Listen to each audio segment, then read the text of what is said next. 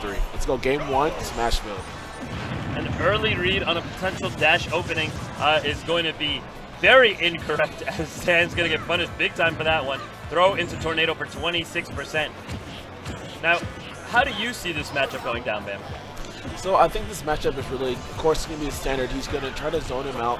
One of the things that you want to see going on from Ito is he's going to jump every now and just to get away from the projectiles, but he really wants to bide his time. I would like to see him play a little bit more grounded, because once he's in the air, Meta Knight's aerial speed isn't that great, so he's not going to be able to kind of punish him for bomb pools. He's not going to be able to punish him for any boomerangs and those things. And if you don't do that for a Toon Link, then they can just throw you stuff and zone you out for free. I see. Well, I definitely can see that right now he's utilizing the projectiles to great effect, trying to get himself some space there for Meta Knight, but Ito being extremely patient, not getting hit by any of this, bonus damage coming out from these projectiles, not letting himself get knick-knacked up there, and great shield game, not able to convert, though, into the up B. Yeah. Zan's trapped here on the platform. Let's see what he has here. Ito unable to convert it into a KO. Big opportunity miss right there, and, it seems like Zan is going for just so many hard reads on this Meta Knight, but he hasn't had any time to study the player, and he's not getting any of his reads right. So I want to see a little bit more bread and butter traps to try and see, force him into situations where he can open him up, develop habits, have a little conditioning, and see what he does in natural situations instead of just going for hard reads off the bat, because, it's really difficult when you don't know what your opponent likes to do. Yeah, absolutely, absolutely. Again, even though these players have played a few times, we're still kind of in somewhat separate regions, so they don't have to play it all the time. And the thing about it is, when you are playing a fighting game, first thing you want to look for is establishment. Once you establish things, then you go for reading based on the threat of options. And Zan just kind of skipped straight to 2. Yeah. Straight to the reading phase, no establishment at all. 100% degree. Yeah. Right now, he's just trying to now find that establishment. He's playing from behind. He's like, wait a minute, hold up. These hard reads, they weren't working out. They just left me wide open a bunch of times because none of them were correct. He opened up the book and it was in Spanish, and he was like, wait a minute, I'm not Hayug. I can't read this.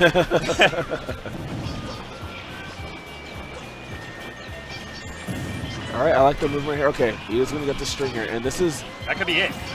Not going to be it. But this edge guard is definitely going to be a dangerous situation for Zan. Okay, good shuttle loop right there from Ito just to tack out some extra damage.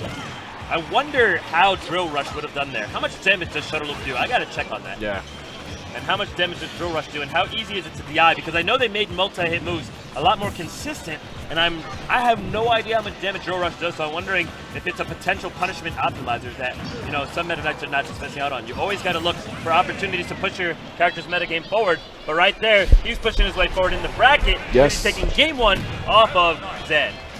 Yeah, great play right there from Ito. Just, again, I felt that there wasn't a strong establishment from Zan during the course of that game, and that's something that is really important against a player, because otherwise they're just going to be, okay, well, if you're just going to go run around and read things that I'm not even there yet, then I'm just going to wait for you to punish that, and I'm just going to punish you. So we definitely need to see something, especially when you're playing against a character like Meta Knight. You don't get many other opportunities, because if you do that, he has some of the best positioning games in the game. So Zan has to really kind of zone out and move from there. Ito continuing with his excellent option coverage, good coverage onto Toon Link right there. A little surprised he didn't convert that nair into Tornado to pick up that roll, because I felt like he was trying to bait out that roll based on his motion. He said, I'm either going to get hit by some aerial from the edge, or you're going to roll right here. Yep. So, he threw the nair where it didn't beat out the jump, but you need to be one more step ahead, right? If you're going to cover that jump from the ledge option, you got to say, okay, well, if this doesn't work, what are the options you could have picked that can beat me? And then what are the options I'm going to use to follow up my option in case you beat me? Absolutely, absolutely. Okay, so you see a solid 31% right there for Zan, but he's definitely at a deficit. And I like him. Okay, now he's trying to go back to his bread and butter zoning, trying to see how he deals with the bombs and projectiles and goes from there. But Ito just says, no, he just runs right in with the grab and knows he's going to get a bomb pull. Uncharacteristic, overzealous attack coming out from Ito right there. Not going to be too big of a punish, though. Okay, and then a good bomb confirm right there, and the bomb in there. And slowly but surely we see Zan just getting some of these standard B&Bs from the bomb confirms. and tacking on damage bit by bit. And this is the time now where he's starting to kind of establish some of the setups with the projectile game, and that's something he could work on now in terms of reads for later down the line when he is looking for a kill option. I really like Ito's defense though. He's not jumping into anything carelessly. His power shields have been very on point. Missed the dare right there though. He had an opportunity to open up Toon Link, who was getting a little greedy with that forward air. But I like the fact, however, that Zen decided to go in and try and find something there. Nice up smash out of shield reaction. He said, if you choose to come on me here, I will be waiting. And exactly that happened. He was able to get that conversion into a KO, and now is one stock away from entering the next pool of the bracket. Yeah, absolutely. Yeah, solid play right there. And again, as we were talking about earlier, the name of the game is reaction. You need to know what options you can react to instead of just going for a straight prediction. You saw Zan coming down. He said, okay, you're probably not going to dare my shield. You're probably going to have to do an air dodge or an attack, and those will all lose to my up smash. So I'm going to do up smash out of shield and get that clean stock. All right.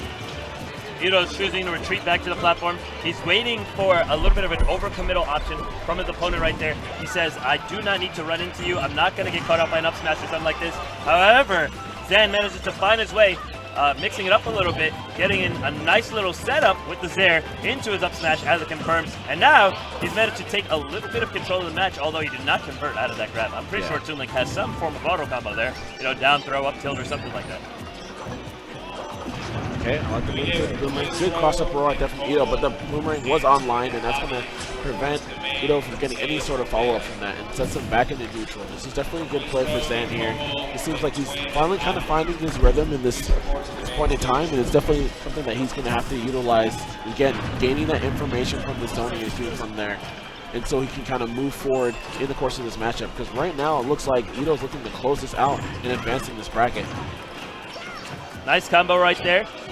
I like the way that he just held block, kept himself protected, waited for his opportunity, and now his opportunity has come. He's brought the game all the way back, only 15% separating the two players. Toon Link really only needs one or two more conversions to land a kill. I mean, if you look at the way some of the Toon Links have been playing, the hard reads, we have seen Toon Link does have some very powerful moves in his arsenal, such as that forward smash, but he hasn't figured out a way to, you know, he hasn't yet added to his gameplay ways to incorporate, you know, hard read moves like that, because when he was going for the hard reads earlier, it wasn't working out. He didn't have the foundation. Now he's got some more foundation, but, you know, he doesn't have the the necessary, what's the word I'm looking for here? Like the platform from which to launch those kinds of moves. Right, and right now it looks like Meta Knight's on a hunt, you know, just trying to find this up beat, trying to close it out, trying to stop it from going to a game 3. Okay, and he does the standard crossover right there. Ooh, but no tech. Yes, that's going to be an up B. And these guys hug it out. Definitely have the kind of teammates out here in this grand scale in a national tournament. But unfortunately, they